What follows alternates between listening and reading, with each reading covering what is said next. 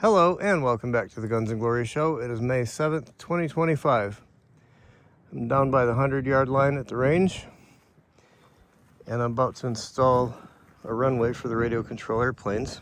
I've got a bunch of stakes that I just made up from just junk that I've had laying around for years. And this piece of roofing material that I've installed the grommets into. Not sure how long that section is, but I've got 115 feet of that total, which should take us down to about where that intersection is. And I wanted to start it here because this is where it's the wettest and I don't want the grass growing. I've got to get some more grommets and some glue to bind this all together, but we'll get it done. Well, that first section is in. Come down off of that glide slope. There's enough area between the top of that target and the edge of that runway right there for a threshold, and there's enough room for this thing to fit before I get to the road, so I don't want anybody driving trucks on it. It is now May 13th. I've got two of these sections almost in. I've got to put 7 grommets in this little piece plus stitching the edges together. I installed the grommets on that rolled out piece last night and that one down there, and I've got all these little stakes laid out on the ground ready to go. So let's get started. We can get this in today. One important step when you're using different sections is to make sure they're lined up in a straight line. I'm going to go back to the firing position and have a look, and then I'll go up to the top of the glide slope back there and have another look.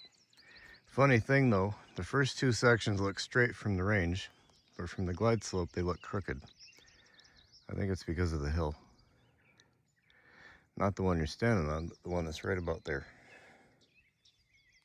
Just getting this last section put in. It was split, so I had to seam it. I was going to use the tape and primer and glue and all to bind that together, but that's quite expensive. The grommets will have to do, even if it is a little bit freaky looking. Well, that was quite a bit of work, but definitely worth it. Turned out to be 117 feet and about 10 inches long.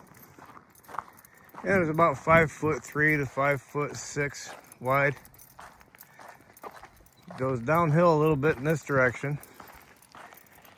And I think it'll be a perfectly adequate runway.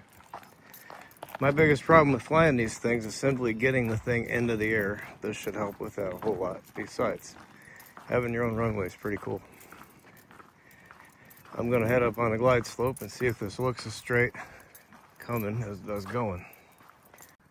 I'm about halfway up the glide slope. I'd say it looks pretty good. Not bad for like 65 bucks. 120 feet or so of 383 rod and then 20 bucks worth of grommets. I think that'll make a fine runway as soon as I can get another airplane in the air. Just got that runway put in, and I figured it needed runway numbers. So I went and found a video on how they figure out the runway numbers, and I got the iPhone with the compass, and I figured out both directions. Only thing is I've only got these little stencils and I need to make them bigger. Well, a few years ago, I was working at this church that had bought a school, and I found this thing. They told me I could have it.